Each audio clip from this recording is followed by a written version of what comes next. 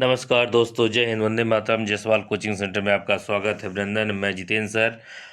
राष्ट्रहित में शिक्षा शिक्षा प्रकाश है। आज हम दोस्तों मापन टॉपिक से क्वेश्चन लिया गया है, उसी के अकॉर्डिंग हम आज अब अध्ययन करेंगे। तो आज हम मापन के बारे में आज हम पढ़ेंगे और हम सेशन को स्टार्ट करते हैं। तो मापन जिसमें मापन क्या है, तो मापन जो कि किसी दी गई राशि की इसके मात्रक की तुलना करने को ही हम क्या कहते हैं, मापन कहते हैं। जिसमें मात्रक दो प्रकार के होते हैं, इसमें कौन कौन से होते हैं आपके मात्रक? मूल मात्रक और एक व्युत्पन्न मात्रक। ठीक है दोस्तों, तो इसको बोलते हैं मूल मात्रक को हम क्या बोलते हैं? Fundamental units. ठीक है, इसमें क्या क्या होता है आपका? होता है मूल मात्रक पूर्णतः स्वतंत्र होते हैं। दूसरा क्या है? मूल मात्रकों को अन्य मात्रकों में बदला नहीं जा सकता है। तीसरा क्या है आपका? मूल मात्रकों को परस्पर संबंधित नहीं किया जा सकता है। चौथा क्या है इसमें? मूल मात्रक अन्य मात्रकों का निर्माण करते हैं। जैसे उदाहरण में क्या है? लंबाई का मात्रक मीटर व द्रव्यमान का मात्रक किलोग्राम। ठीक है, इस प्रकार हम आते हैं अगले आदेश के बाद आता है हमारा व्युत्पन्न मात्रक। क्या आता है? व्युत्पन्न मात्रक। व्युत्पन्न मात्रक क्या है? डिवाइड।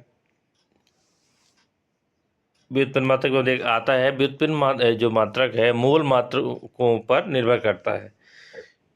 क्या करता है? मूल मात्रकों पर निर्भर करता है। दूसरा क्या है? व्युत्पन्न मात्रकों को अन्य मात्रकों में बदला जा सकता है, लेकिन मूल मात्रक में उनको नहीं बदला जा सकता। लेकिन इसमें क्या है, उसका हम उल्टा करेंगे। ठीक है, ये तीसरा टॉपिक क्या है? व्युत्पन्न मात्रकों को मूल मात्रकों तथा अन्य व्युत्पन्न मात्रकों से संबंधित किया जा सकता है। ठीक है, लेकिन उसमें क्या संबंधित नहीं किया जा सकता है, सीधा मतलब आपको उसका उल्टा कर देना है। जैसे चौथा टॉपिक इसमें क्या है? व्युत्पन्न मात्रक स्वयं मूल मात्रकों से निर्मित होते हैं। फिर जिस उदाहरण में आपका क्या है? घनत्व का मात्रक किलोग्राम प्रति मीटर क्यूब तथा त्वरण का मात्रक होता है मीटर प्रति सेकंड स्क्वायर। ठीक है, इसके बाद हम आते हैं दोस्तों लंबाई के जो मात्रक है, यूनिट ऑफ लेंथ। क्या होता है? Unit of length. इसमें क्या दिया है? जो पद्धतियां हैं, एमकेएस पद्धति में लंबाई का मात्रक क्या होता है? मीटर। क्या होता है? मीटर होता है। लंबाई मापने के दो मात्रक होते हैं, एक होता है छोटा मात्रक, एक होता है बड़ा मात्रक। तो जो लंबाई के जो छोटे मात्रक हैं, तो उसमें क्या क्या है? एक डेसीमीटर। एक डेसीमीटर में कितना होता है? 10⁻⁻⁻1 मीटर। एक सेंटीमीटर बराबर कितना होता है? 10⁻⁻2 मीटर। 1 मिलीमीटर बराबर होता है 10⁻3 मिलीमीटर। एक माइक्रोन बराबर 10⁻⁻6 मीटर। एक एंगस्ट्रॉम बराबर होता है आपका 10⁻⁻6 मीटर। इसके बाद आते हैं लंबाई के जो बड़े मात्रक हैं। लंबाई के बड़े मात्रक आपके स्क्रीन पर ये लंबाई के बड़े मात्रक जो हैं, जैसे 1 डेकामीटर बराबर क्या होता है आपका? 10⁻1 मीटर। फिर दूसरा होता है आपका 1 हेक्टोमीटर बराबर क्या हो जाता है? 10⁻2 मीटर। फिर 1 किलोमीटर बराबर होता है 10⁻3 मीटर। मतलब जो अब ये घातें लग रही हैं तो उतने शून्य बढ़ाते जाना है।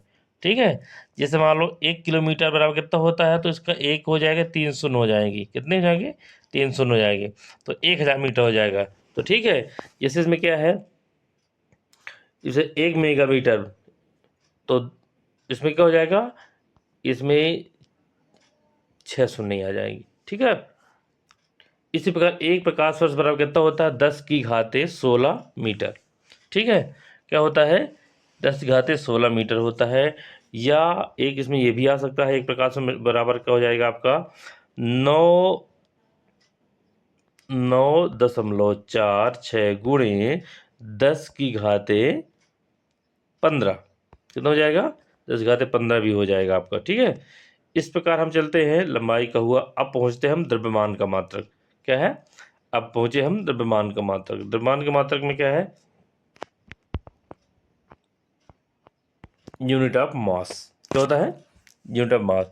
एमकेएस पद्धति में द्रव्यमान का मात्रक क्या है? किलोग्राम। क्या है? किलोग्राम है। तो इसमें भी छोटे और बड़े दोनों इसमें भी होंगे। तो इसमें क्या है, मान छोटे मात्रा में क्या है, 1 ग्राम बराबर कितना होता है, 10⁻³ किलोग्राम। 1 डेसीग्राम बराबर कितना होता है, 10⁻⁴ किलोग्राम। 1 सेंटीग्राम बराबर कितना है, 10⁻⁻5 किलोग्राम। और 1 मिलीग्राम बराबर होता है 10⁻⁻6 किलोग्राम। ये तो आपके छोटे पैमाने हो गए। इसके बाद हम चलते बड़े पैमाने, किलोग्राम के बड़े पैमाने, ठीक है, द्रव्यमान के। तो किलोग्राम में तो 1 टेराग्राम बराबर कितना हो जाता है, 10⁻9 किलोग्राम। 1 जीगा ग्राम बराबर होता है 10⁻6 किलोग्राम। 1 मीट्रिक टन बराबर होता है 10⁻3 किलोग्राम। 1 क्विंटल बराबर होता है 10⁻2 किलोग्राम। ठीक है, इसके बाद हम अगले में चलते हैं। फिर इसके बाद आता है समय का मात्रक। क्या आता है आपका, क्या आता है आपका समय का मात्रक, यूनिट ऑफ टाइम। ठीक है, तो इसमें MKS, CGS और FPS तीनों की पद्धतियों में समय का मात्रक सेकंड होता है। ठीक है, तो इसका जो पहला होता है, जो 1 मिली सेकंड बराबर होता है 10⁻³ सेकंड। फिर एक होता है 1 माइक्रो सेकंड बराबर होता है 10⁻6 सेकंड। 1 नैनो सेकंड बराबर होता है 10⁻9 सेकंड। और चौथा है 1 पीको सेकंड बराबर क्या होता है 10⁻12 सेकंड।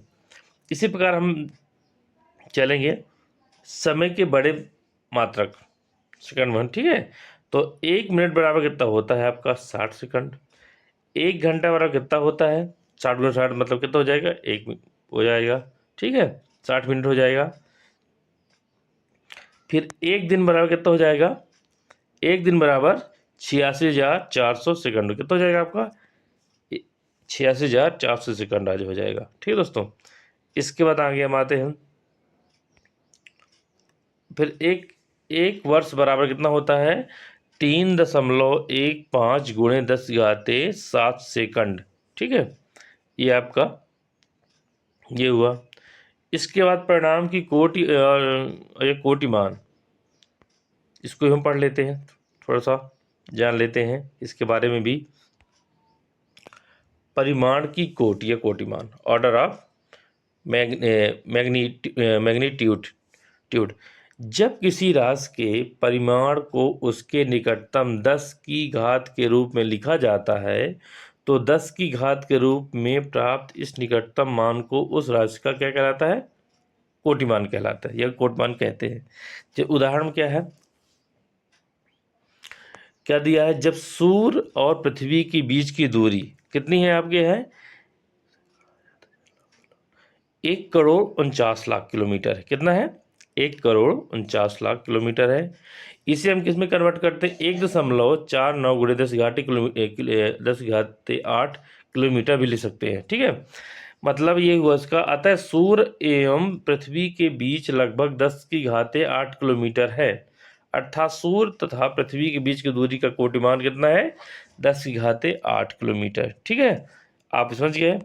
इसके बाद हम अगले बढ़ते हैं। कोटिमान ज्ञात करने की विधि उसे बताने जरूरत नहीं है, आप बता ही देते हैं। इस कोटिमान ज्ञात करने की विधि क्या होती है, किसी संख्या कोटिमान ज्ञात करने के लिए उस संख्या को 10 की घात के रूप में इस प्रकार लिखते हैं कि संख्या का केवल एक दशमलव बिंदु के बाईं ओर रहे तथा शेष अंक दशमलव के दाईं ओर रहे। ठीक है, जैसे क्या है 67, कितना है 67 है। ठीक है, उसमें क्या दिया है, तो बाईं ओर रहे दशमलव का एक अंक। तो जो 67 क्या है, तो एक कहाँ कहाँ चला, बाईं ओर चला गया। तो 6.7 इंटू 10⁻1। ठीक है, ये हो जाएगा आपका। इसके बाद हम आते हैं क्वेश्चन की ओर आते हैं। आपकी स्क्रीन पर ये रहा, ये आप लोगों को पढ़े होंगे, वर्नियर कैलिपर्स। जो पहला क्वेश्चन आपकी स्क्रीन पर ये रहा, वर्नियर कैलिपर्स में वर्नियर पैमाने के 50 भाग मुख्य पैमाने के 49 भाग के बराबर है। किसी वस्तु की लंबाई नापते समय मुख्य पैमाने का पाठ्यक्रम 3.2 सेंटीमीटर आया तथा वर्नियर का 16वां चिन्ह मुख्य पैमाने के किसी चिन्ह की सीध में पाया गया। तो यदि पैमाने का अर्ध मिलीमीटर में अंकित हो तो उसकी वस्तु की लंबाई क्या होगी? तो इसमें जो आपके ऑप्शन है 3.36 सेंटीमीटर या 3.04 सेंटीमीटर या 3.216 सेंटीमीटर या 3.326 सेंटीमीटर। तो इसमें आपको जो सही आंसर होगा आपका क्या हो जाएगा? आपका 3.216 सेंटीमीटर हो जाएगा। ठीक है दोस्तों, अगला क्वेश्चन आपकी स्क्रीन पर ये रहा।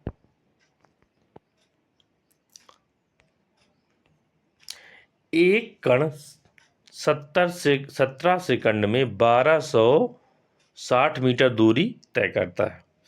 तो उचित सार्थक अंकों में इस कण की चाल ज्ञात कीजिए। तो चाल बराबर आपको पता है क्या होता है? चाल बराबर क्या होता है? दूरी बटे क्या हो जाता है? समय। ठीक है, डिस्टेंस एंड टाइम।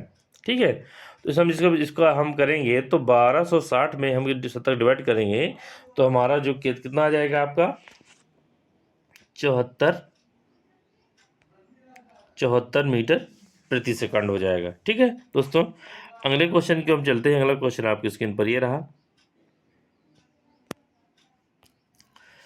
एक घन की भुजा 1.2 सेंटीमीटर मापी गई है। घन के आयतन शुद्ध सार्थक अंकों में लिखिए। ठीक है, तो आपका जो घन का आयतन होगा तो 3 गुना होगा, क्यूब में होगा। तो क्यूब में होगा तो आप सीधे लगा लीजिए, इसका क्यूब में कितना हो जाएगा आपका?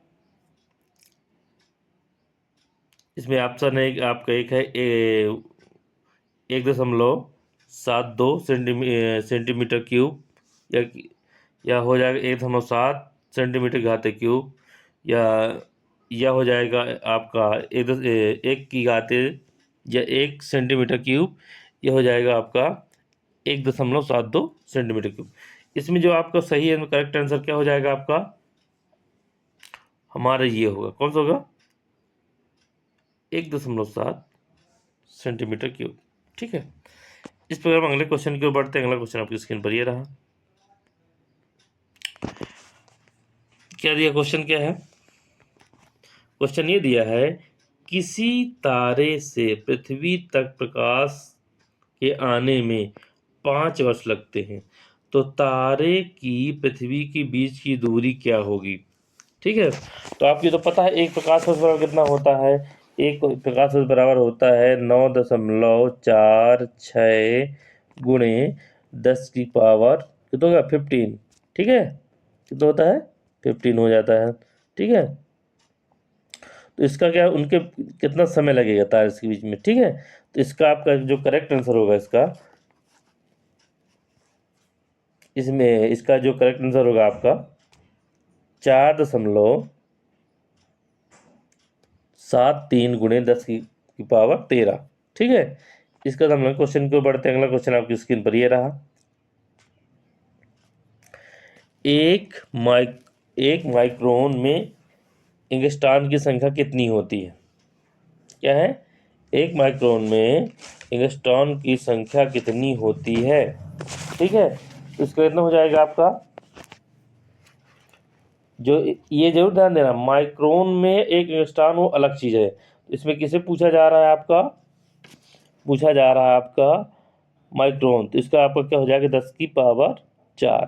ठीक है, ये एक एंगस्ट्रॉन जहाँ वो संख्या होती है तो 10 की पावर 10 होता है। ठीक है, लेकिन आप इसे माइक्रोन पूछा जा रहा है तो आपको क्या हो जाएगा? 10 की पावर 4 होगा। ठीक है, इस प्रकार हम अगले क्वेश्चन को बढ़ते हैं। अगला क्वेश्चन आपकी स्क्रीन पर ये रहा।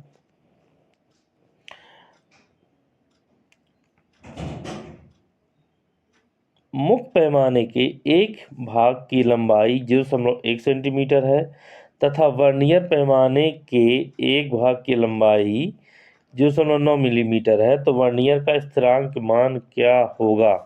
तो इसका स्थिरांक जो मान क्या होगा? 0.1 सेंटीमीटर, 0.11 सेंटीमीटर, 0.01 सेंटीमीटर या 0.05 सेंटीमीटर। तो इसका जो करेक्ट आंसर होगा आपका 0.05 सेंटीमीटर। क्या होगा आपका? 0.05 सेंटीमीटर होगा। ठीक है दोस्तों, इसके बाद हम अगले क्वेश्चन को बढ़ते हैं। इसको हम कहें डिवाइड करेंगे तो अपने आप निकल आएगा उसका। ठीक है, इसके बाद हम क्वेश्चन की हम बढ़ते हैं। 7वां क्वेश्चन आपकी स्क्रीन पर ये रहा। एंगस्ट्रॉम किस भौतिक राशि का मात्रक है? किस किस मात्रक है? ध्वनि के वेग का, प्रकाश की तरंग दैर्ध्य का, या प्रकाश की वेग का, या इनमें से कोई नहीं। तो आपका इसका जो right in the correct answer होगा आपका प्रकाश की तरंग दैर्ध्य का। किसका होगा आपका? प्रकाश की तरंग दैर्ध्य का होगा। इस प्रकार हम क्वेश्चन को बढ़ते हैं। 8वां क्वेश्चन आपकी स्क्रीन पर ये रहा। केल्विन किस राशि का मात्रक है? केल्विन किस राशि का मात्रक है? तो इसमें एक आपका विद्युत धारा का, ताप का, ज्योति तीव्रता का, या ऊष्मा का। तो आप लोगों को तो पता है, आप बचपन से या 6वीं क्लास से पढ़ते आए हैं आपका कि केल्विन किस राशि का मात्रक है। तो किस राशि का मात्रक है आपका? ताप का। किसका है? ताप का। Right in the correct answer हो जाएगा। ठीक है दोस्तों, अगले क्वेश्चन को बढ़ते हैं। 9वां क्वेश्चन आपकी स्क्रीन पर ये रहा। 1 नैनोमीटर के तुल्य होता है। तो 1 नैनोमीटर तुल्य कौन होता है? 10⁻9 मिलीमीटर, 10⁻6 मिलीमीटर, 10⁻7 मिलीमीटर, या 10⁻9 मिलीमीटर। तो अब इसका जो सही आंसर इसका होगा आपका 10⁻7 मिलीमीटर होगा। इसका हम लोग क्वेश्चन को बढ़ते हैं। अगला क्वेश्चन आपकी स्क्रीन पर ये रहा।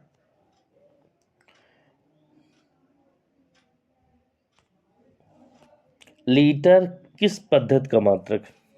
जो आपका लीटर किस पद्धति का मात्रक है? तो लीटर आपका किसका है? इसमें दिया है मीट्री, MKS, ब्रिटिश, या भारतीय। तो आपको इसका जो right in the correct answer हो जाएगा मीट्री। किसको हो जाएगा? मीट्री को हो जाएगा। इसके बाद हम लोग क्वेश्चन अगले क्वेश्चन के ऊपर बढ़ते हैं। अगला क्वेश्चन आपकी स्क्रीन पर ये रहा। प्रकाश वर्ष मात्रक है। क्या है? प्रकाश वर्ष मात्रक है। तो किसका है? दूरी का है, समय का है, ज्योति तीव्रता का है, या द्रव्यमान का है। तो इसका जो सही आंसर होगा तो आपका क्या हो जाएगा? प्रकाश वर्ष आपको किसका है? दूरी, डिस्टेंस का है। किसका है आपका? डिस्टेंस का है। इसके बाद अगले क्वेश्चन को बढ़ते हैं। अगला क्वेश्चन आपकी स्क्रीन पर ये रहा। क्या है? एम्पियर विद्युत धारा का मात्रक है। एम्पियर विद्युत धारा का मात्रक है। तो इसको हो जाएगा CGS पद्धति में, FPS पद्धति में, SI पद्धति में, या MKS पद्धति में। तो इसका क्या हो जाएगा? विद्युत धारा का मात्रक है एम्पियर SI पद्धति में। किसमें आपका? SI पद्धति में।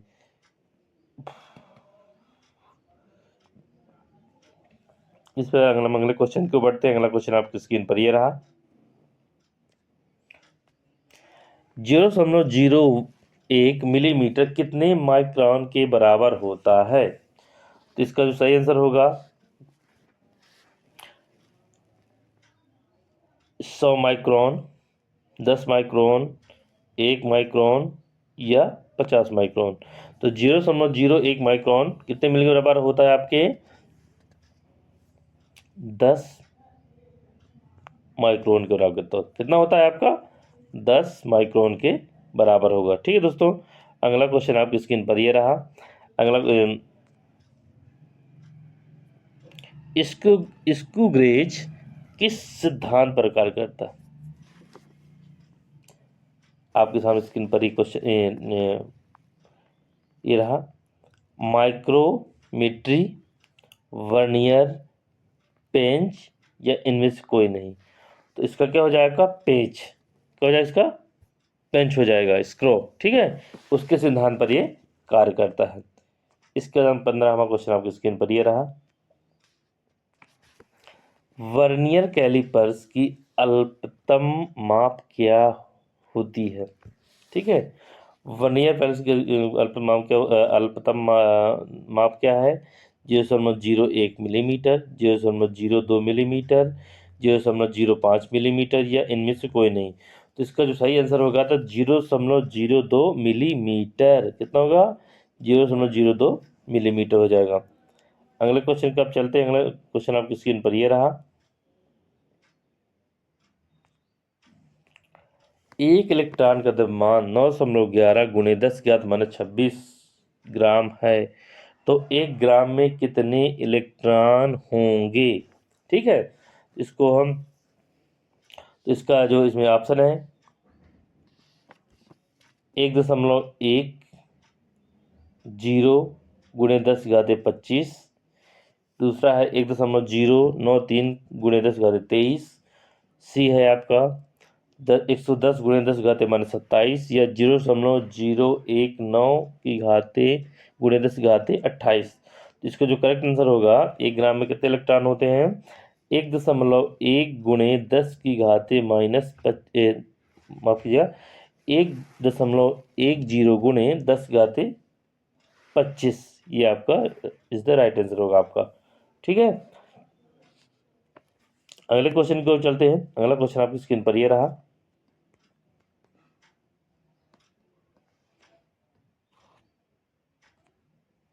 यदि दो बल जिनके प्रत्येक का मान 3 न्यूटन है इस प्रकार लगे कि इनके परिणामी बल का मान 3 न्यूटन ही हो, तो दोनों बल के बीच का कोण क्या होगा।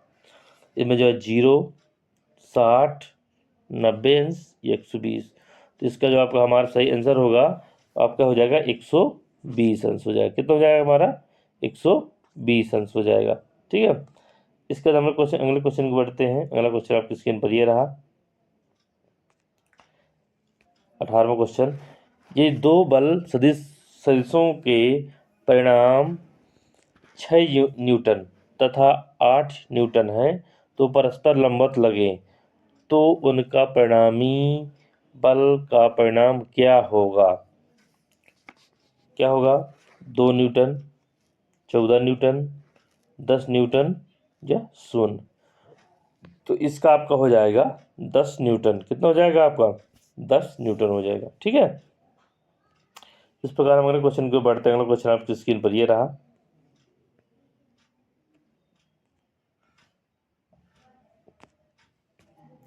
दो बलों P और Q के परिणामी का परिणाम P है।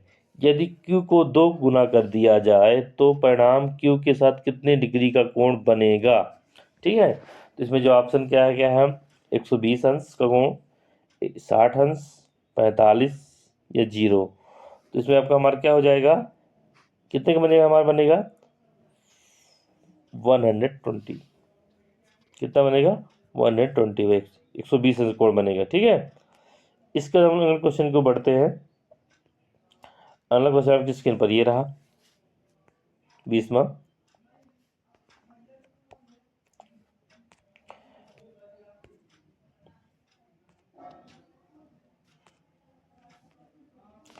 बारह न्यूटन तथा 5 न्यूटन के दो बल अल्फा कोण बनाते हुए कार्यरत है, तो उनका परिणामी 13 न्यूटन है। तो अल्फा का मान ज्ञात कीजिए। क्या है, अल्फा का मान ज्ञात कीजिए। तो उसमें जो मान क्या क्या कौन कौन से हैं, पाई, क्या है, पाई है। ठीक है, पाई हुआ, पाई/3, पाई/4 या पाई/2। तो इसका जो आपका आंसर होगा पाई/2। कितना होगा आपका, पाई/2 इज द राइट आंसर।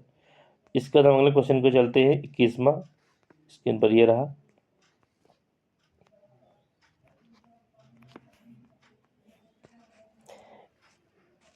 इसमें जो है एक हवाई जहाज उत्तर पश्चिम दिशा में 80 किलोमीटर प्रति घंटा के वेग से उड़ रहा है। ठीक है, तो तथा वायु 60 किलोमीटर घंटा के वेग से उत्तर पूर्व दिशा में गति के में बह रही है, तो जहाज की वास्तविक गति क्या होगी। तो इसमें क्या दिया है, उत्तर पश्चिम दिशा में 80 किलोमीटर घंटा की वेग से उड़ रहा है तथा वायु 60 किलोमीटर प्रति घंटे की रफ्तार से उत्तर पूर्व दिशा में बह रही है। ठीक है, मतलब क्या है ना, थोड़ा मतलब क्रॉस कर रही है, मतलब वो कर रही है। तो जहाज की वास्तविक गति क्या होगी। ठीक है, तो उसकी जहाज की वास्तविक गति क्या होगी आपकी, ही स्क्रीन पर ये रही, 20 किलोमीटर प्रति घंटा, 40 किलोमीटर प्रति घंटा, 100 किलोमीटर प्रति घंटा या 140 किलोमीटर प्रति घंटा। इसका जो सही आंसर होगा क्या होगा आपका 100 किलोमीटर प्रति घंटा। कितना हो जाएगा हमारा 100 किलोमीटर प्रति घंटा हो जाएगी। ठीक है, उसकी ये दुगनी बढ़ा देगी। इसके बाद अगले क्वेश्चन को हम चलते हैं। अगला क्वेश्चन आपकी स्क्रीन पर ये रहा। 300 न्यूटन बल के दो समान विघटित बल जो कि परस्पर 60 अंश पर हैं का मान क्या होगा।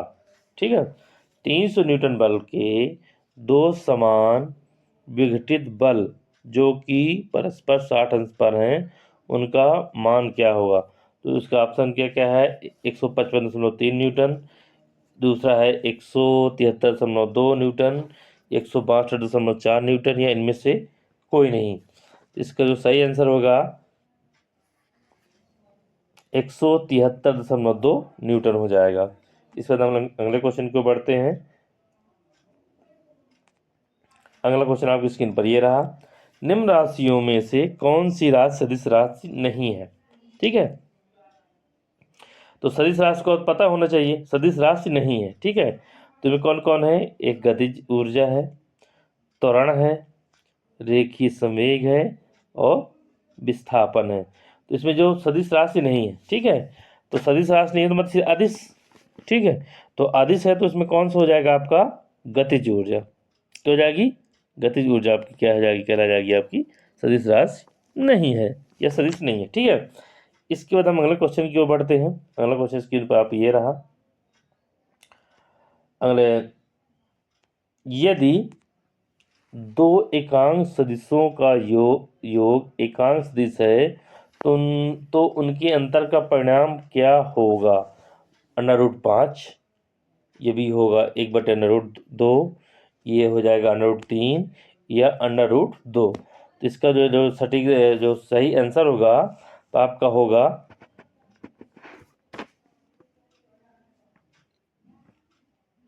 आपका इज द राइट आंसर। इसका हो जाएगा आपका रूट, क्या हो जाएगा आपका √3। ठीक है, इसके बाद हम अगले क्वेश्चन को चलते हैं। अगला क्वेश्चन आपकी स्क्रीन पर ये रहा। ये अनुपात वाला है। ठीक है, ये दिया क्वेश्चन आपकी स्क्रीन पर, क्या दिया है, P तथा Q परिणाम वाले दो सदिशों के अधिकतम तथा न्यूनतम परिणामी का परिणाम 3:1 के अनुपात में है, तो निम्न में से कौन सा संबंध सही है। ठीक है, तो इसमें क्या हो जाएगा, P = Q, दूसरा है PQ = 1 या P = 2Q, इनमें से कोई नहीं। तो इसका जो सीधे हो जाएगा आंसर हो जाएगा आपका दोगुना अनुपात में हो जाएगा। तो दो सदिश राशि तो हो जाएगा P = 2Q। इसमें क्योंकि ऑलरेडी से पता दो सदिश राशियाँ दी गई हैं तो 2। ठीक है, तो इसका क्या हो जाएगा 2 हो जाएगा, P = 2Q हो जाएगा। ठीक है, इस अगले क्वेश्चन की हम बढ़ते हैं। अगला क्वेश्चन आपकी स्क्रीन पर ये रहा।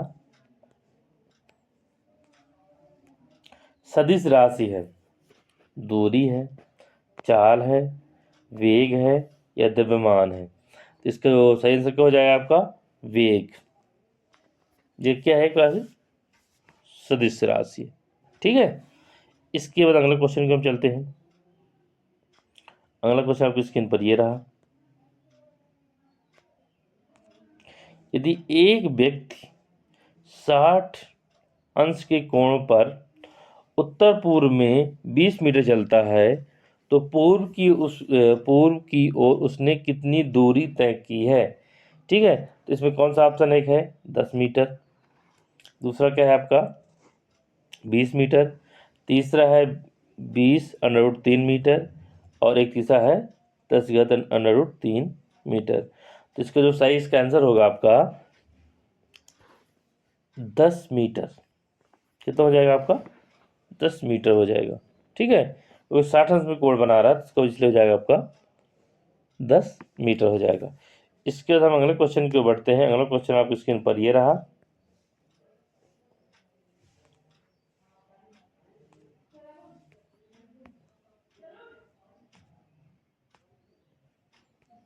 एक वस्तु ऊपर की ओर फेंकी जाती है, 30 मीटर ऊंचाई तक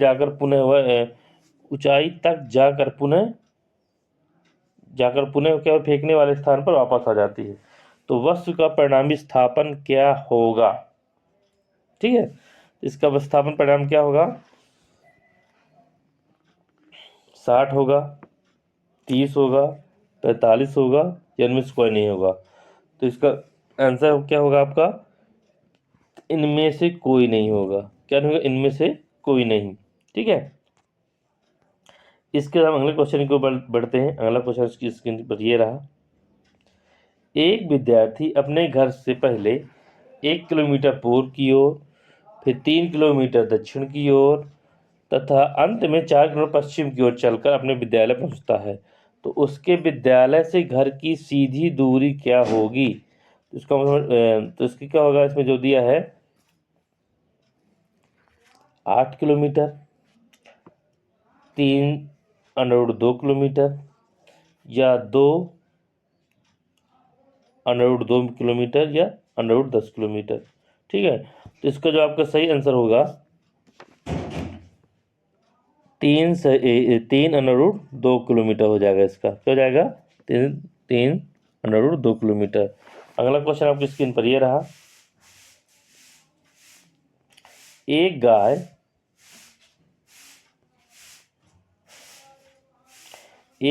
100 मीटर पूर्व दिशा की ओर चलने के बाद 50 मीटर उत्तर पूर्व दिशा की ओर चलती है, तो लगभग परिणामी विस्थापन क्या होगा? ठीक है, परिणामी विस्थापन, तो इसमें क्या हो जाएगा आपका? ऑप्शन क्या है?